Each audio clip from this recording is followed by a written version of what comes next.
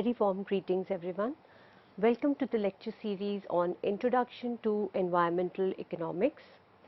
We've been discussing about public goods and private goods under this. Public goods and private goods, part A. In this particular section, the learning objectives are to review the definition of good and bad, to understand derivation of market demand curve for rival goods, to comprehend the horizontal summation in case of market demand for rival goods, to understand the derivation of market demand for non-rival goods, to comprehend vertical summation of market demand for non-rival goods, and finally to compare the quantities, optimal quantities of public good and private good. Economics has defined two fundamental characteristics of any good. First is the characteristic of excludability. Second, rivalry. Now, what do you understand by excludability? Excludability examines whether it is possible to use prices to ration individual use of a good, while rivalry has to do with whether it is desirable to ration individual use through the prices or any other method. Rivalry is the extent of good available after the consumption by individual to the rest of the people. Now, by definition, a good is excludable if it is feasible and practical to selectively allow the consumers to consume the good. Means with the help of certain mechanism, you can stop certain set of consumers by from consuming that particular good. Usually it is prices. A bad is excludable if it is feasible and practical to selectively allow the consumers to avoid consumption of bad good. There is a difference between good and bad. Bad is a commodity which is not supposed to be consumed by the society, and good, you get satisfaction while consuming that commodity. Now, putting together the two concepts of excludability and rivalry together, we classify the goods on the basis of the criteria of excludability and and rivalry. The degree of rivalry is shown by horizontally, and the degree of excludability is shown vertically. We have already done this particular classification in the earlier lectures of public good and bad and public good and private goods. Now, again, just to review, you can see on the screen, this is how we classify the goods in terms of rivalry and excludability. One can see rival and excludable goods are nothing but the private goods which are available in the market and we all consume. On the other hand, if you go horizontally, then excludable but non-rival goods are considered also by the name called as club goods. When you consider non-excludability but the good is a rival good, then things like open access resources come into this category. And for the extreme category of non-rival and non-excludable, you have pure public goods. We have various examples to it. Pure rival and excludable goods, which are pure market goods, are like sausages, bratwurst. We have done this particular example of bratwurst in the earlier lectures, and for a bad, the example is household garbage. For an excludable and non-rival good, examples are, for a good, it is local public beach which has an open access. Or which can have an access control. If you restrict that public good within control, then it becomes non-rival but excludable. While bad is an example is water pollution in a small lake. It is non-rival but excludable. Similarly, rival and non-excludable examples are good. For good, it is fishery, and for a bad, it is household garbage in the Middle Ages, when you do not have any restriction and any laws that time. For a non-excludable and non-rival consumption, the good example for a good is natural defense and global climate. Global climate is considered as non-rival and non-excludable. It's a pure public good. Similarly, what is bad? Example is greenhouse gases. Greenhouse gases are considered as a bad and they should be restricted from consumption. Now, classification of the good, we have seen that non-excludability creates a problem of using it in the market, and similarly non-rivalry suggests that the market would be undesirable and it will not function. For a pure public good, the markets fail and fail to deliver the goods which are provision of these such type of public goods. When you look at the supply of public goods and bad, on the production side, many public goods are no different than the private goods. For example, bridges, pollution control, schools, and these are the examples of the goods that should be produced in a normal fashion and they should be delivered the way the private goods are, but they are not delivered in the market. With some if you see the provisioning and the supply, the total supply was simply the sum of what is supplied by the individual producer. So you just aggregate each individual's producer's production and supply, and together it aggregates to the market supply. For example, let there be ith type of producers for a public good, where I goes from 1 to I. Then this is a pure public good. Each producer is contributing xi amount of public good. So how do you find out the total access? For most of the public good such as bridges and such as pollution, the total supply will be capital X, and that is simply the aggregation of small xi's by all the producers. As it's written, X is equal to summation of all xi's, which is jth being the jth kind of producer. So if each producer is represented by the supply curve, how do you find the aggregate supply curve? It is simply the horizontal summation of individual supply curves of each producer. There are two types of public goods which in terms of supply. When you look at the supply system mechanism of supplying the public good in the society, we have two types of supplies related to the public good: weakest link goods and best short goods. Now, there is a slight difference between the weakest link good. One needs to understand what are weakest link good. The aggregate supply is the minimum of what is supplied by the producers. So how do you aggregate the weakest link good? I will tell you the example shortly, what comes under the weakest link good. So capital X is the aggregate supply of a weakest link good. And how do you get that? It is equal to min of all xi's, and where xi is the amount of goods supplied by each producer. So X is equal to, aggregate X is equal to min I xi. While on the other hand, the best short good is considered as maximum. So here aggregation is equal to max I xi. So weakest link good, the example can be taken as the disease eradication, where the producers are the individual countries investing in disease eradication. Now, as long as disease exists somewhere in the country, it has not been eradicated. Therefore, the chain is as long as it is weakest link. The aggregate effort of eradication is equal to the lowest effort among the different countries. So, lowest effort prepared or lowest effort or action taken by each of the country is added together for disease eradication.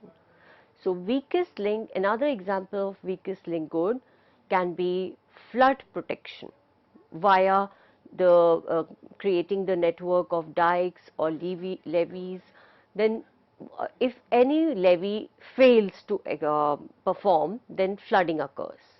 So basically it is based upon how many levee, how the minimum amount of levee which is functioning and which is efficiently functioning.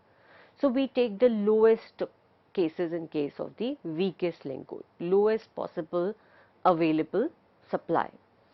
The best short good on the other side of the supply of public good, or here we take the example of best short public good.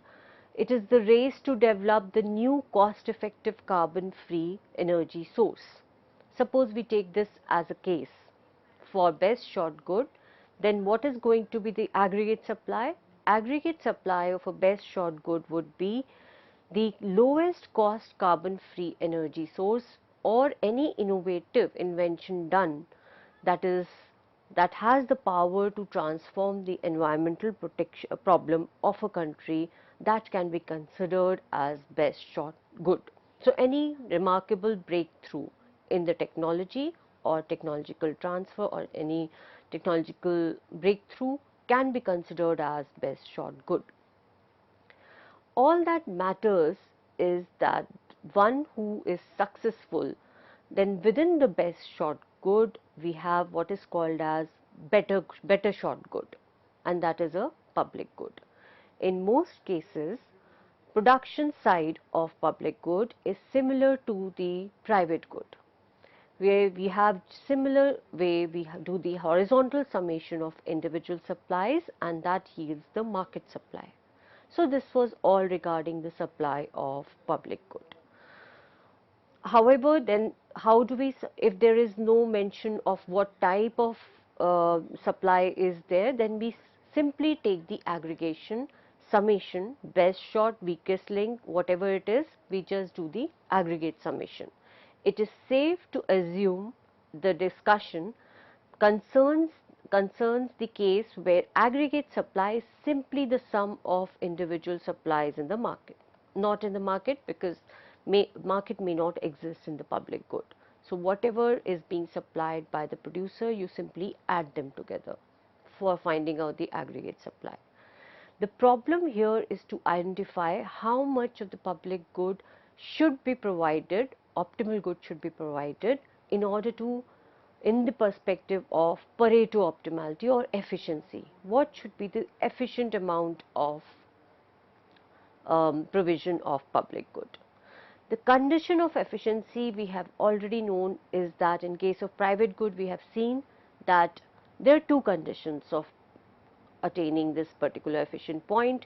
First is marginal rate of substitutions should be equal to among all the consumers, that is MRS should be equal for all the consumers in the society. Second condition is that marginal rate of transformation among all the producers should be same, that is MRTs should be equated among all the producers. And finally, we know that condition is MRS should be equal to MRT for the general equilibrium. From the demand and supply perspective, the efficient provision of private good we have seen is the point where marginal cost of production is equated to the price, that is MC is equal to the price, is considered as efficient point of production. Quantity produced is equal to the quantity supplied in terms of the demand and supply graphs or curves. So QS is equal to QD. Now consumers and producers together will be in the equilibrium if they are given the same prices, provided they are given the same prices, then they reach to a point where MRS equal to MRT and which is equal to the price ratio. Thus, efficient provision of private good requires that the production and consumption where the supply and demand curves intersect, that is equated. In case of pure public good, these conditions of efficiency are modified. This is mainly because the nature of public good is non-rival. Let us see how it is done in case of pure public good. Let us assume that MRSI is marginal rate of substitution between a good, public good, and a numeraire good, where numeraire good is any market good we can assume for a particular consumer I. So what is the marginal rate of substitution between the public good and a numeraire good? It is MRSI. Another assumption is MRT, marginal rate of transformation, is the marginal rate of transformation between the production of a public good and numeraire good. That is considered as MRT. Now, MRS and MRT are representative of marginal value in consumption, which is MRS, and marginal cost of production for public good in terms of numeraire good. For equilibrium, the optimal output or Pareto optimal output that will be generated, which is called as G star, by equating summation of all MRS equated to MRT at a particular quantity of public good, which is G star. So that amount of G star or that quantity of public good G star will be optimal what at that point of production or supply, summation of marginal rate of substitution by all the consumers is equated to marginal rate of transformation. While in the other case, private good case, MRS was equated to MRT. Here it is summation of MRS is equated to MRT. Suppose G star is the sum of marginal rate of substitution at G star for all the consumer is not equal to MRT. Let us deviate from this equilibrium point and see if we come back to this equilibrium point or not. Then we have proved that summation of MRS equal to MRT becomes the equilibrium or the optimal point, Pareto optimal point. As you know, for Pareto optimality, we need to any movement away from Pareto optimal should not lead to Pareto improvement. That is considered as Pareto optimal point. Let us deviate from our Pareto optimal G star and see whether we come back to the Pareto, if there is a case of Pareto improvement, or we come back to G star. From suppose that the left hand side of the equation, as you can see, summation I MRS I G star is equal to MRT G star. Suppose the left hand, here the equation says, communicates that left hand side is equal to right hand side. Now we have to assume that left hand side is greater than right hand side. In other words, we are assuming that summation of MRS G star is greater than MRT G star, and they both are not equal at G star. So what this implies is that if you increase quantity of G star, supply more additional unit of public good, then it will create an imbalance in the sense that there will be a Pareto improvement. Since additional unit of public good added to G star will be worth more to the consumers, because left hand side is greater than the right hand side. So it will add more to the consumers than it costs to produce. Hence there is a Pareto improvement and it becomes a contradiction. Similarly, therefore we can say that this is no more a equilibrium point, because any movement away from G star is giving somebody better off, making somebody better off without making the other person worse off. Similarly, suppose we say left hand side is smaller, that is summation of MRS is smaller than MRT, right hand side, and in that case a reduction in G star will be considered as Pareto improvement, because it will further lead to contradiction, and therefore we come back to our original case that summation of MRS G star is equal to MRT G star is the only point where one can achieve the equilibrium. That G star, wherever MRS is summation of all MRS is equated to MRT, only that is considered as Pareto optimal point. it holds that there is a possible, there will be no possible improvements in such a case, and we have reached to the Pareto point. In other words, at Pareto optimal G star, the total marginal benefit to the consumers, left hand side of the equation, is equal to the marginal cost of production MRT, that is right hand side of the equation. This condition is known as Samuelson condition of efficient provision of public good. So, it is a remarkable equation, it is a very famous equation for public good provisioning, that is called as Samuelson condition for efficient provision of public goods. If we deal with public bads, such as example pollution, then the equation still holds true and the interpretation is quite similar in case of bads, public bads.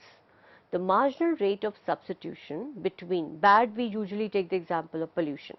So, marginal rate of substitution between pollution and a numeraire good, which is nothing called as damage, marginal damage to each individual, that should be summed over the population, that is people living around, and equated to the marginal rate of transformation in production. And what is marginal rate of transformation for in case of bad? It is marginal cost of pollution abatement. So, we will in later classes we will understand that how the case of bad, which is pollution, is taken care of by in the form of public good, and how the optimality is achieved. So, all the summation of marginal damages to the individuals in the society are equated to marginal cost of pollution abatement. By using the supply and demand curves, the conventional approach to demand for goods is for a particular price given is it is the summation of individual quantity demanded to obtain the market demand curve.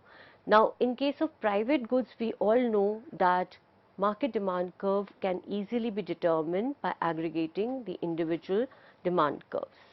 At a given price, we need to see how many bread, suppose we are demanding, each individual demanding at a particular given price, then that can be added together in a horizontal manner, and it leads to horizontal summation of individual demand curve. Now, let us consider the case of two individuals A and B, and we derive the individual demand curve for A and B. Now, here we take, instead of demand curve, we take the willingness to pay. Suppose we do not know the prices, and the prices are the marginal willingness to pay by each individual, that what is worth to each person.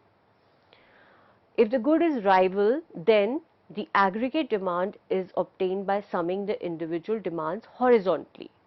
For a given price, we observe that total amount of good the consumers wish to consume can be derived by the horizontal summation. Now, we will continue the derivation of horizontal demand curve after a short break. Thank you so much.